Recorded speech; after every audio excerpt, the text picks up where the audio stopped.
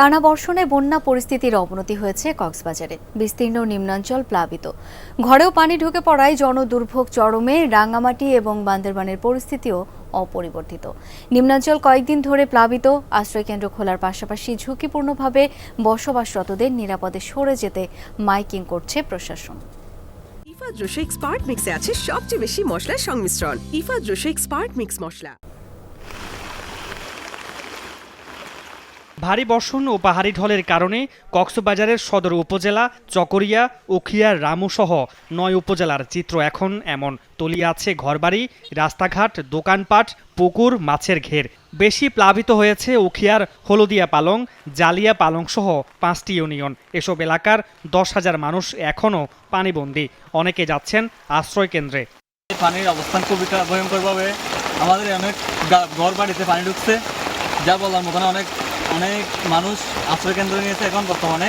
এলাকার অবস্থা বেশি ভয়াবহ। রাস্তাঘাটে এক হাঁটু পরিমাণ পানি বাড়ি গিয়ে রোডে ঘাটে চলাচল করতে মানুষের অসুবিধা করে। বাড়ি রান্না বান্না করি না পারে, পানি উঠে গিয়ে না কারণে হানা লাগানো কষ্ট পার, বিদ্যুৎ কষ্ট পার।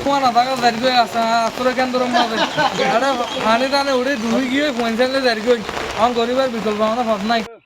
দুদিন ধরে তলিয়ে আছে রাঙ্গামাটির বিলাইছড়ি ও জোড়াছড়ির নিম্নাঞ্চল। হাজিপাড়া, মধ্যমপাড়া, মাস্টারপাড়া, লাইলাঘোনা সহ প্লাবিত এলাকার মানুষ চরম ভোগান্তিতে। বানভাসীদের জন্য 246টি আশ্রয় কেন্দ্র খুলেছে প্রশাসন। পাহাড়ের পাদদেশে ঝুঁকিপূর্ণভাবে বসবাসরতদের নিরাপদে সরে যেতে চলছে মাইকিং। যে ভারী বর্ষণ হয়েছে, ভারী বর্ষণের ফলে বাগাইছড়ির নিম্ন অঞ্চলগুলো প্লাবিত হয়েছে এবং কিছু কিছু জায়গায় পাহাড় ধসে হয়েছে। আমাদের এখানে কোনো আশ্রয় কেন্দ্র বলতে নাই। আমাদের এই বন্যা ডুবলে খুব অনেক দূরে উগলছড়ি যেতে হয়। আমাদের খুব গরু ছাগল নিয়ে খুব কষ্ট হয়। অবস্থা বেশি খারাপ আছে। আরো আই চুনো ভাই আয়াকার বাড়ি পানি ডুবে আছে, ঘর বাড়ি।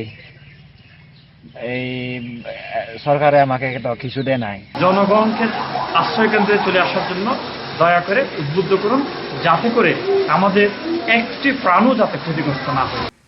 টানা 5 দিনের ভারী বর্ষণে বান্দরবানেও জনজীবনে দুর্ভোগ চরমে। গত কয়েকদিন ধরে রুমা ও থানচি সড়কে ভেঙে পড়া গাছপালা সেনাবাহিনী ও ফায়ার সার্ভিসের কর্মীরা সরিয়ে নেয়ার পর সড়ক যোগাযোগ সচল হয়েছে। নাইক্ষ্যংছড়ি এবং লামা আলীকদমে নিম্নাঞ্চল এখনও প্লাবিত।